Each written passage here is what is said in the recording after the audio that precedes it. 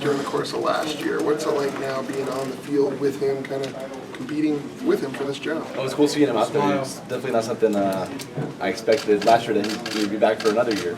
I don't think anyone necessarily foresaw last season happening and how it all played out, but it's cool seeing him out with the team. He's obviously a proven leader, a proven commodity on this team. You know, he's smart. You know, knows the quarterback position well. So it's cool having another quarterback mind out there in the field. Are you still kind of consulting him, or do you feel? I mean, because you guys are learning this offense together. Yeah. So we're all consulting each other. You know, all four of us: Bo, Coy, Taysom, myself. After every play, we're kind of talking to each other. You know, talk about what we saw, and then when one guy's up, the three of us are back there talking about what we're seeing and stuff like that.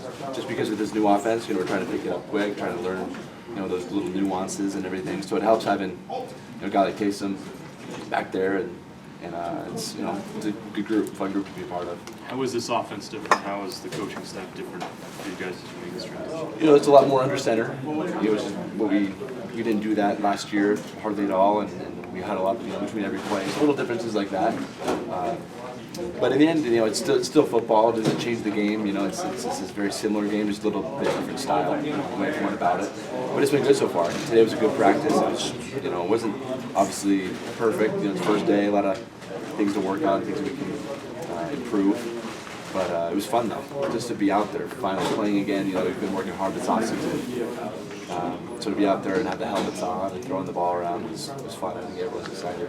Did it surprise you when Taysom announced he's coming back, or did you kind of have that feeling all along? I kind of had a feeling that he'd be coming back, and just because he's done so much here, and we all know how much he loves BYU. It's a really tight-knit family, but I was supportive of him either way. If he went to Virginia or wherever, if he came back, I was supportive of him either way. And so it's exciting to have a guy like him back on the team. It's his last year, so we're just trying to enjoy every moment right now. You started the last 12 games, so do you look at it as your job? Oh well, obviously nothing's given. Nothing's nothing's given, and it's all earned. So every year, regardless of what happens, there's a competition. You have to earn that job, and right now, he's rehabbing his injury, and we're hoping for a speedy recovery. Hoping that he can be healthy and strong for the season. The starting position isn't going to be given out right now, March 1st. But right now, we're just trying to get better as a team, get better as an offense, and then, when that time comes, and then we'll continue to compete, continue to play, and then we'll see how it all shakes out for the season. But I'm not too worried about that right now. With it being spring, though, and you still have summer and fall camp ahead, what kind of goals do you set for yourself? The things you want to accomplish by the end of spring? I think the main thing is just having a command of the offense. There's a lot of pieces that go into it, a lot of weight on the quarterback's shoulders, being able to make calls at the line, see the coverage, call out the protection, things like that. So I think that's the main goal for me, is being able to just have that command where I can get up to the line, know what I'm doing, and not have to be thinking a lot. Today I'm just trying to see it all, and it's a little new route concepts, new schemes. So I think the main goal is just getting that down, and that way we can kind of head into summer and build on that and then get ready for the season in the fall.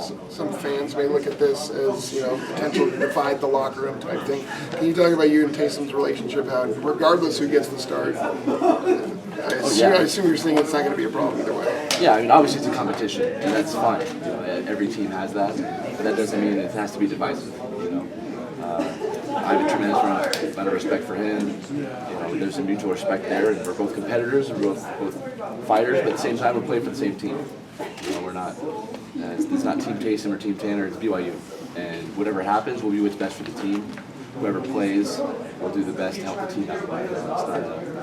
It's not a personal thing here. We're just trying to do our best so that we can help the offense score points and win games, and I think that's the most important thing. So right now, it's all good. Competition is good. It's good for the team.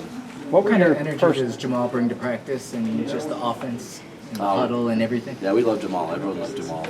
He's since he's been back, he brings a very noticeable energy to the team.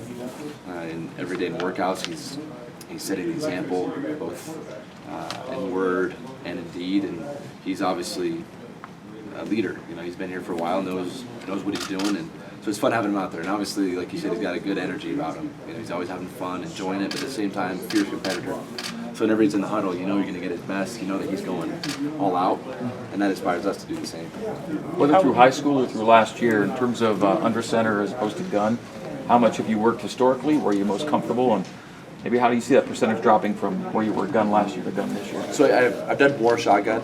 High school was predominantly shotgun as well. But throughout the summers, I did do a lot of work on under center stuff, like at the Nike camps, Elite 11, Under Armour game. They do a lot of under center stuff, more pro style. So it's not completely foreign. I've done a lot of it. But it is a little bit different, you know, doing it every play right now. But that's something that I like, you know, being able to work on a new aspect of the game, you know, work on that part of it. And so something I definitely need to get better at, you know, something I'm working on. But I think it's good. I think it's gonna be good for us. What were your first impressions of Kalani as an on-the-field coach, just as opposed to having met him in other areas? I think he's just a very solid leader. You know, you see him out there, and he's very, very calm, poised, and I think guys like that. You know, he's very sure in what he's doing. You know, he's brought in a very great staff. He's obviously proven great coach with what he's done at Oregon State and Utah, and so guys respect that. And so I think he commands respect, and he expects the best out of us. You know, he's obviously worked hard to put us in a good position to improve this spring and this winter, and so I think that's something that'll be good for us this spring. You know, his